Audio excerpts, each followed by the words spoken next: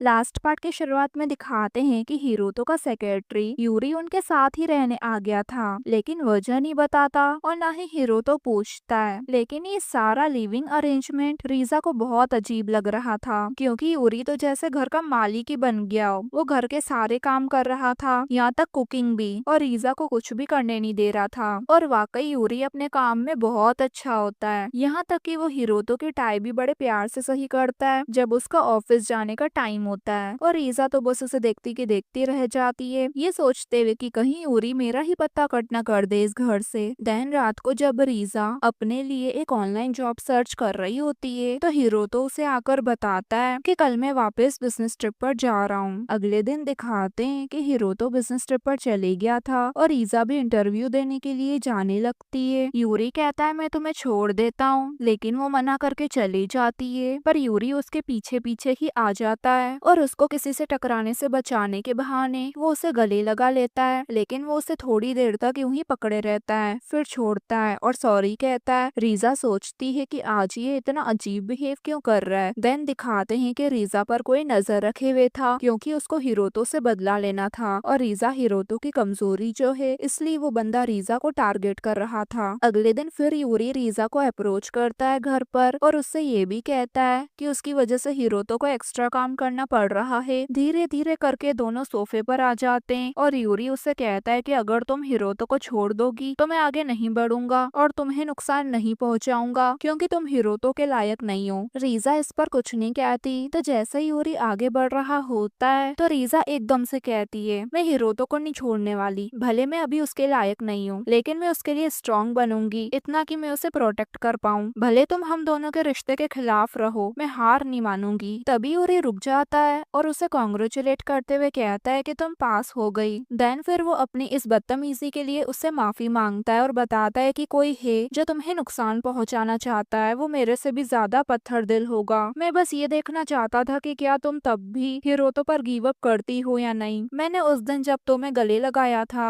वो इसलिए ताकि दूसरों को लगे कि तुम हिरोतो की नहीं मेरी लवर हो, ताकि वो तुम्हारे पीछे नहीं आए हिरोतो से बदला लेने के लिए। अब ये सुनकर रीजा उसकी कंडीशन समझती है और फिर उसे थैंक्स कहती है। देन रात तक हिरोतो घर आ जाता है, तब तक रीजा सो गई होती है और वो यूरी को थैंक्स कहता है रीजा का ख्याल रखने के लिए। हिरोतो साथ में ये भी कहता है कि मुझे इस बात से कोई प्रॉब्लम नहीं है कि तुम रीजा के साथ थोड़ा ज्यादा ही फ्रैंक होने की कोशिश कर रहे थे। यूरी हिचकिचाते हुए कहता है कि आप मुझ पर और रीजा पर शक कर रहे हो, तो हिरोतो कहता है बिल्कुल नहीं, और मजाक में कहता है कि हम दोनों जानते हैं कि तुम मुझसे ज्यादा प्यार करते हो। और फिर वो यूरी को गले भी लगा लेता है, जैसे वो ये दिखाना चाहता हो कि रीजा पर उसका हक अब भी उससे ज्यादा है। अगले दिन दिखाते हैं कि यूरी जब घर से बाहर चले जाता है तो हिरोतो और रीजा का रोमांस फिर शुरू हो जाता है। देन रीजा जब अपने नेक्स्ट इंटरव्यू के लिए जाने लगती है तो उसे कोई किडनैप कर लेता है और वो किडनैपर गुस्से में होता है, क्योंकि जिसने उसे पैसे देकर काम पर लगाया था वो अब पुलिस के हाथ लग चुका है। वही इंसान जो उस दिन रीजा पर नजर रख रहा था, अब वो हिरोतो से 100 मिलियन मांगने की बात करता है, या फिर रीजा को उसके शरीर से इसकी कीमत चुकानी पड़ेगी। ये सुनकर रीजा घबरा जाती है। अब वो आदमी जैसे रीजा के साथ कुछ बुरा करने ही वाला था तो सही टाइम पर हिरोतो आ जाता है और रीजा के ऊपर से उसे हटने को कहता है। अब वो आदमी उसे चाकू दिखाने लगता है तो हिरोतो उस चाकू को पकड़ लेता है, इसलिए वो आदमी डरकर वहां से भाग जाता है और हिरोतो रीजा को कंफर्ट करने लगता है। लेकिन वो आदमी फिर से वापस आकर वहां पड़ी एक लकड़ी की बैट उठाकर हिरोतो के सर पर मार देता है। अगले सीन में दिखाते हैं कि हिरोतो अब आराम कर रहा होता है घर पर और रीजा खुद को इन सब का कसूरवार मान रही थी कि आज उसकी वजह से हिरोतो की जान भी जा सकती थी। यूरी उसे समझाता है कि इसमें उसकी कोई गलती नहीं है, हिरोतो जल्दी ठीक हो जाएगा, ज्यादा गहरी चोट नहीं लगी है उसे। अब यूरी के वहां से जाने के बाद रीजा रोने लगती है। अगले दिन जब हिरोतो को होश आता है तो वो रीजा को ढूंढते हुए बाहर आता है और एक लेटर देखता है जिसपे उसकी एंगेजमेंट रिंग पड़ी हुई थी। लेटर में लिखा होता है कि वो उसके लायक नहीं है, इसलिए वो उसे छोड़कर जा रही है और लास्ट में वो हिरोतो से माफी मांगती है। देन दिखाते हैं कि हिरोतो अब पूरी तरह टूट गया था जब रीजा उसे छोड़कर चले गई, लेकिन हिरोतो रीजा के पीछे नहीं गया। उसे लगता है कि रीजा ने बहुत सोच समझ कर ये फैसला लिया होगा और शायद उसकी वजह से रीजा बार बार मुश्किल में पड़ रही थी।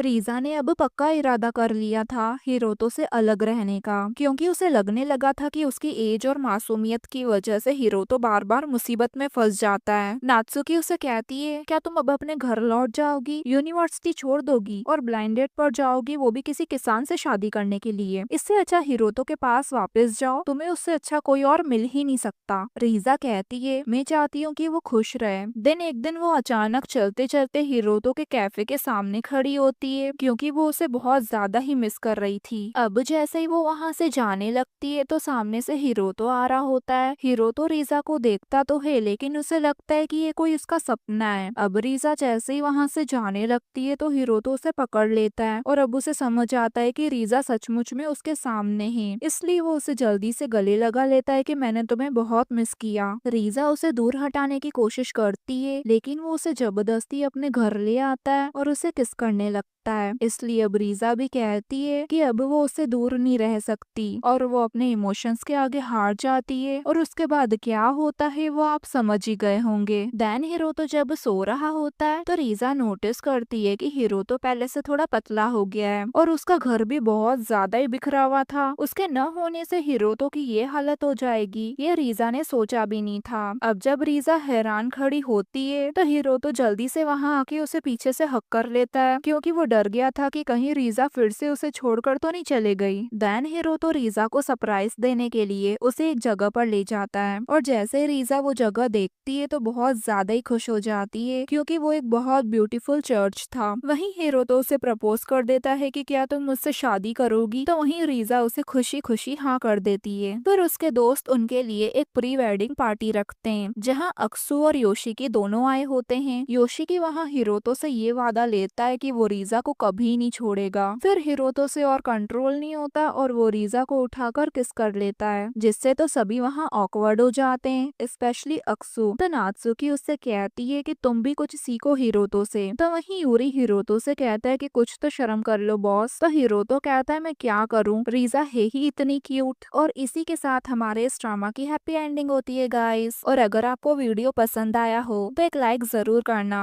और कमेंट में बताना कि आपका फेवरेट मोमेंट क्या था। और अगर नए हो तो ऐसे ही इंटरेस्टिंग स्टोरीज के लिए मेरे फैमिली का पार्ट बनना मत भूलना गाइस, मतलब सब्सक्राइब कर लेना। तो मिलते हैं नेक्स्ट ड्रामा में। Thanks for watching.